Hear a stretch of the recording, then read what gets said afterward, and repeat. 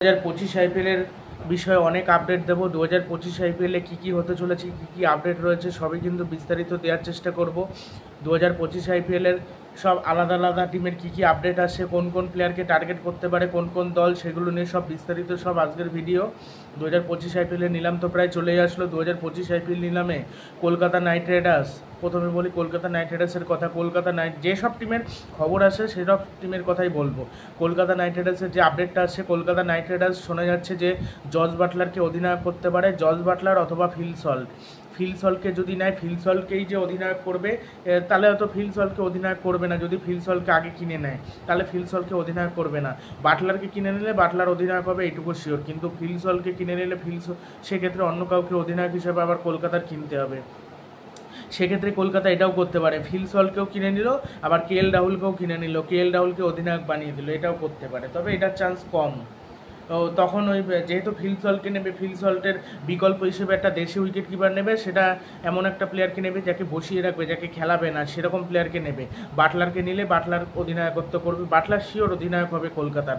এবার অকশানে যার নামটা আগে আসবে, বাটলারের নাম আগে আসবে নাকি ওই প্লেয়ারের নাম আগে আসবে, সেটা এখন কথা। মানে সল্টের যারটা আগে আসবে তারাই নেবে কিন্তু কলকাতা নাইট রাইডার্স, এটা আর কি সূত্র মারফত এটাই জানা যাচ্ছে। ঠিক আছে। আর সল্টকে বাটলারকে এদের দুজনকে অন্যান্য দলও কিন্তু বিট করবে। এবার কলকাতা নাইট রাইডার্স যদি ফিল সল্ট বা বাটলারের মধ্যে কাউকে কিনে নিল, আর বাকি যে একজন থাকবে তাকে কিন্তু কলকাতা আবার বিট করবে না। আর কলকাতা কিন্তু এরকম প্লেয়ারদের বেশি দাম দিয়ে কেনে, মানে 8-9 কোটি কোনো প্লেয়ারের পিছনে উঠে গেছে। আমি উদাহরণ দিচ্ছি নীতিশ রানার পিছনে কলকাতা বিট করেনি। একটা দল করেছে, একটা দল হয়তো দিল্লি আর সিএসকে দিল্লি বিট করে করে তার দাম 12 কোটি উঠেছে। কলকাতা তারপর আর 12 কোটির উপরে আর চেন্নাই দিতে পারছে না, তখন অন্য দলও নিতে যাচ্ছে না, তখন কলকাতা এন্ট্রি নিল। কলকাতা আরও বেশি 13 কোটি 14 কোটি এরকম বাড়তে বাড়তে তখন কিন্তু কলকাতা দামি প্লেয়ার নেয়। সেইভাবে প্রথম থেকে বিট করে এসে শেষ দিকে এসে কিন্তু আর পারে না, তখন কিন্তু ছেড়ে দেয় অনেক সময় সেটা হয়। আর শ্রেয়াসের পিছনেও কলকাতা নাইট রাইডার্স কিন্তু বিট করবে, 14, 15, 16 কোটি অবধি যাবে, তারপরে কিন্তু আর যাবে না। আর যদি বাটলারকে কম টাকা পেয়ে যায় তাহলে কিন্তু অত দাম দিয়ে ভালো প্লেয়ার কিনতে পারবে। এবার ওইখান থেকে ভেঙ্কটেশ আর নীতিশ সেনাই দুটো প্লেয়ারকেই কলকাতা নাইট রাইডার্স যেভাবে হোক ব্যাক করিয়ে নিতে যাচ্ছে, বেশি টাকা হলেও তাদেরকে ব্যাক করাতে যাচ্ছে। আর বাটলারকে পেলো না, ফিল সল্টের দাম বেশি উঠে গেল, তাদের দুজনকে পেলো না কাউকে, আবার শ্রেয়াসারকে পেয়ে গেল। এরকম যদি হয় আমি অবাক হব না। সেক্ষেত্রে উইকেট কিপার হিসেবে যদি ঈশান কিষানকেও কিনে নেয়, উইকেট কিপার হিসেবে তাকে খেলানো যাবে ওপেনে, সেটাও খুব একটা খারাপ হয় না।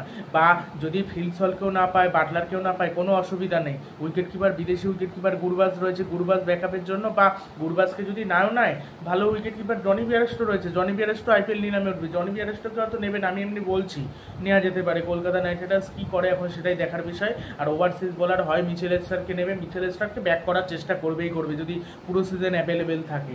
আর কাগিসো রাবাদাকে নিতে পারে, জোফরা আর্চারকে নিতে পারে, অনেকগুলো প্লেয়ারকে নিতে পারে। ভেঙ্কটেশ্বরকে যেভাবে হোক তুলে নিতে চাইবে কলকাতা। ভেঙ্কটেশ্বরকে 3 থেকে 4টে টিম কিন্তু নিতে চাইছে। ভেঙ্কটেশ্বরকে পেতে চাইলে অনেক বেশি দাম দিয়ে কলকাতার কিনতে হবে। এখন কলকাতা কিভাবে খরচা করে এখন সেটা দেখতে হবে। আর কেএল রাহুলকে কলকাতা নেয় নাকি এটা দেখতে হবে, এটা বোঝা যাচ্ছে না। আউটদীপ সিংকে কলকাতা নিতে যাচ্ছিল, বাট দেখা যাক আইপিএল নিলামে কী হয়। এখন সে আপডেটটা শোনা যাচ্ছে যে আউটদীপ সিংকে নেবে নাকি, ওই খবরটা পাওয়া যাচ্ছে না। এখন শোনা যাচ্ছে ওমরান মালিককে নেবে। ওমরান মালিকের প্রতি ভরতরুণ ইন্টারেস্টিং, এই জন্য কিন্তু তাকে নিতে চলেছে। এই গেল কলকাতা নাইট রাইডার্সের বড় বড় আপডেট। দিল্লি ক্যাপিটালসের যে আপডেটটা আসছে, দিল্লি ক্যাপিটালস শোনা যাচ্ছে শ্রেয়াস আয়ার আর ভেঙ্কটেশ আয়ার দুজনকে একসাথে কিনতে পারে, মানে কিনবে, একই দলে খেলাতে পারে। যেহেতু আগেরবার কলকাতাকে চ্যাম্পিয়ন করেছে এই দুইজন প্লেয়ার, সেই জন্য কলকাতার থেকে নিতে চাইবে, অবশ্যই নিতে চাইবে ভেঙ্কটেশ আয়ারকে আর শ্রেয়াস আয়ারকে। শ্রেয়াস আয়ার পিছনে অল আউট ঝাঁপাবে দিল্লি আর আরসিবির থেকেও দিল্লি বেশি টাকা দিয়ে পুরো একদম শেষ অবধি যাবে, অল আউট বিট করবে দিল্লি ক্যাপিটালস। 14-15 কোটির বেশি হবে দাম হয়তো দিল্লি ক্যাপিটালস, সেটাই চাচ্ছে। আর দিল্লি ক্যাপিটাল জ্যাক ফ্রেজার ম্যাকগ্রোভকে ব্যাক করাতে চাইবে, আর জ্যাক ফ্রেজার ম্যাকগ্রোভকে আবার মুম্বাই নিতে চাইছে। জ্যাক ফ্রেজার ম্যাকগ্রোভকে মুম্বাই একেবারে নিতে চাইছে, কেন জ্যাক ফ্রেজার ম্যাকগ্রোভ মারকুটে প্লেয়ার, রোহিত শর্মার সাথে ওপেনার হিসেবে ওরকম প্লেয়ার দরকার, ওই জন্য তাকে নিতে চাইছে। আর দিল্লি ক্যাপিটালস আর দিল্লি ক্যাপিটালস আরও দুটো প্লেয়ারকে নিতে চলেছে, সেটা হলো কাগিসো রাবাদা। কাগিসো রাবাদা এর আগে দিল্লি ক্যাপিটালসের হয়ে খেলতো, কাগিসো রাবাদাকে আবার ব্যাক করাতে পারে।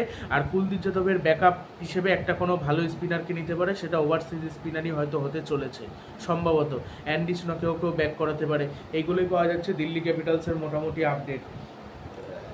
আরসিবির আপডেট যদি বলি, আরসিবি শোনা যাচ্ছে, আরসিবি সব থেকে এইটা যদি করে, মানে যেহেতু 83 কোটি টাকা রয়েছে, কিন্তু 83 কোটি টাকা থাকলে কি হবে, আরসিবি সব লাগবে। আরসিবির একটা ফিনিশার লাগবে, আরসিবির ওভারসিজ বোলার লাগবে, আরসিবির স্পিনার লাগবে, ভালো স্পিনার লাগবে, ওপেনার লাগবে, সব লাগবে। এবার সব যখন লাগবে, সব থেকে যদি বিরাট কোহলিকে অধিনায়ক করে দেয়, বিরাট কোহলি যদি অধিনায়ক হয় আরসিবি, সেটা সব থেকে আরসিবির জন্য সুবিধাজনক হবে। আরসিবির অধিনায়ক যদি বিরাট কোহলি হয়, সেক্ষেত্রে উইকেট কিপার হিসেবে ঋষভ পান্ত কে সেক্ষেত্রে টার্গেট করতে পারে বেশি টাকা দিয়ে, প্রবলেম হবে না। বা যদি তাকে নাও পায়, ঈশান কিষানকে কমা কোনো উইকেট কিপারকে কিনে নিতে পারে, কমা উইকেট কিপার কিনে নিল, একটা ওপেনার মোটামুটি পেয়ে যাবে। জনি বিয়ারস্টো বিদেশি কোনো উইকেট কিপারও পেয়ে যাবে, উইকেট কিপার ব্যাটসম্যানও পেয়ে যাবে, আবার অন্য কোনো ইন্ডিয়ান ব্যাটসম্যানও পেয়ে যাবে বিরাট কোহলির সাথে যে ওপেন করবে। এটাও করা যেতে পারে। তখন ভালো ভালো বোলার কিনতে পারবে, মিচেল স্টার্ক, জোফরা আর্চার, বড় মাপের যারা বিদেশি বোলার তাদেরকে কিনতে পারবে। ওভারসিজ বোলার ইন্ডিয়ান প্লেয়ারও কিনতে পারবে। আবেশ খান রয়েছে, সিরাজ তো রয়েছে, সিরাজের পরিবর্তে যদি ওমরান মালিককে নেয়, ওমরান মালিককেও নেওয়ার চান্স আছে আরসিবির। হ্যাঁ, অনেককে তখন ভালো ভালো প্লেয়ার তখনই আরসিবি কিনতে পারবে, যদি আর কি বিরাট কোহলিকে অধিনায়ক করে। আর বিরাট কোহলিকে যদি অধিনায়ক না করে, এক্ষেত্রে আবেশ খান কি ঋষভ পান্তের পেছনে যদি 25 কোটি টাকা খরচা করে ফেলে, 24 থেকে 25 কোটি টাকা, সেক্ষেত্রে মুশকিল। আর বাটলারকেও আরসিবি নিতে যাচ্ছে, বাটলারকেও অধিনায়ক করতে পারে। যদি বাটলারের নাম ওঠে, বাটলারকে যদি কিনে নেয়, তাহলে আরসিবির অধিনায়ক বাটলার হবে, সেক্ষেত্রে কিন্তু ঋষভ পান্তের দিকে যাবে না, সেক্ষেত্রে যদি ঈশান কিষানের দিকে যাবে বা কে এল রাহুলের দিকে যাবে কম টাকা। কে এল রাহুল আরসিবিতে আসার চান্স ভালো মতো আছে, ওই দলের ক্যাপ্টেন হওয়ার চান্সও ভালো মতো আছে। কলকাতার অধিনায়ক কে হয়, আরসিবির অধিনায়ক কে হয়, এটা বলা সম্ভব হচ্ছে না। দিল্লির অধিনায়ক শ্রেয়াস হবে, এইটুকু অনেকটাই বোঝা যাচ্ছে, তার কারণ তাকে যেভাবে হোক তুলে নেবে, যেভাবে হোক। আর তাকে যদি না পায়, সেক্ষেত্রে হয়তো ঋষভ পান্তের দিকে যায় নাকি, এখন দেখতে হবে, সেটা বোঝা যাচ্ছে না। যদি শ্রেয়াসকে না পায়, সেক্ষেত্রে দিল্লির অধিনায়ক কে হবে, এটা বোঝা সত্যি সম্ভব না। এই গেল আরসিবির কথা। আর আরসিবি শোনা যাচ্ছে ভেঙ্কটেশ্বরকেও টার্গেট করতে পারে। ওই বড় মাপের প্লেয়ারদের তখনই টার্গেট করতে পারবে যদি বিরাট কোহলি অধিনায়ক হয়। বিরাট কোহলি দল তৈরি করলে তাহলে ভালো হবে। আর চাহাল হোক, ভালো কোনো স্পিনারকে টার্গেট করলো, কোনো ভালো স্পিনার মাপের, ভালো মাপের। আর গুজরাট টাইটান্স ঈশান কিষানকে টার্গেট করতে পারে। আইপিএল নিলামে ঈশান কিষানকে টার্গেট করার একেবারে ভালো মতো চান্স রয়েছে। তার কারণে শুভমান গিল বলেছে ঈশান কিষানকে টার্গেট করার জন্য, এই জন্য টার্গেট করতে চলেছে। আর আজ যে আপডেটটা উঠে আসে, সেটা হলো ওমরান মালিককে নিতে চলেছে বোলার হিসেবে। আর ভেঙ্কটেশ্বর, নীতিশ সেনা, এদের মধ্যে মিডল অর্ডার ব্যাটসম্যানকে টার্গেট করতে চলেছে। রমভ্যান পাওয়েল বা ভালো কোনো বিদেশি ফিনিশার নিতে চলেছে, যে ফিনিশিংও করতে পারে, আবার মিডল অর্ডারে খেলতেও পারে, মানে মিলারের কোয়ালিটির প্লেয়ার নিতে চাইছে গুজরাট টাইটান্স। এগুলো শোনা যাচ্ছে। একটা দেশি উইকেট কিপার নিতে চলেছে, সেটা ঈশান কিষান ওই জন্যই হতে চলেছে। ঈশান কিষানকে না পেলে অন্য কোনো উইকেট কিপারকে নেয়, এটা দেখতে হবে আইপিএল নিলাম থেকে কীভাবে কেনে গুজরাট টাইটান্স। এরকমই হতে চলেছে। রাজস্থান রয়্যালস বড় কোনো প্লেয়ারদের কিনবে না, বাটলারকে ব্যাক করানোর চেষ্টা করবে যেভাবে হোক। আর তারা আবার ভেঙ্কটেশ্বরকে টার্গেট করতে পারে। রাজস্থান রয়্যালসের ভেঙ্কটেশ্বরকে টার্গেট করার ইচ্ছা এবং নেওয়ার ইচ্ছা, আবেশ খানকে ব্যাক করিয়ে নেওয়ার ইচ্ছা। এগুলি রাজস্থান রয়্যালসের আপডেট। চেন্নাই সুপার কিংসের যে আপডেট আসছে, চেন্নাই সুপার কিংস রাচিন রবীন্দ্রকে টার্গেট করতে চলেছে, ঠিক আছে। আর এটা ভালো কোনো স্পিনারকে টার্গেট করতে চলেছে। ওয়াশিংটন সুন্দরকে টার্গেট করতে পারে চেন্নাই সুপার কিংস। আর যে মুম্বাই ইন্ডিয়ান্স কিন্তু ওয়াশিংটন সুন্দরকে টার্গেট করতে চলেছে। মুম্বাই ইন্ডিয়ান্স, আরসিবিও কিন্তু ওয়াশিংটন সুন্দরকে টার্গেট করতে পারে, এটা বলে দিলাম আমি। এটা কিন্তু হতেও পারে। কলকাতা নাইট রাইডার্স ওয়াশিংটন সুন্দরের দিকে যাবে না, কোনো স্পিনারের দিকে ওরকম যাবে না কলকাতা। হয়তো আল্লাহ গাজান ফের, ওই প্লেয়ারটা আফগানিস্তানের প্লেয়ার, আন্ডার-19 প্লেয়ার, এখন তো বা জাতীয় টিমেও সুযোগ পেয়েছে, ওই প্লেয়ারটাকে ব্যাক করে দিতে পারে কলকাতা নাইট রাইডার্স হয়তো, আবার পুনরায় কম টাকায় পেয়ে যাবে। হয়তো আগের বার একদম কম টাকা পেয়েছিল, এবার তো 1-1.5 কোটির মধ্যে বেরিয়ে যাবে। এরকম আঙ্ক্রিস রঘুবংশীকে হয়তো কলকাতা নাইট রাইডার্স আবার ব্যাক করাবে। এখন মক অকশন হয়েছে আর কলকাতার মক অকশনে যে সব টিম কিনেছে, ওখানে সব থেকে এক্সপেন্সিভ প্লেয়ার আরসিবির কলকাতা কিনেছে হলো পান্তকে।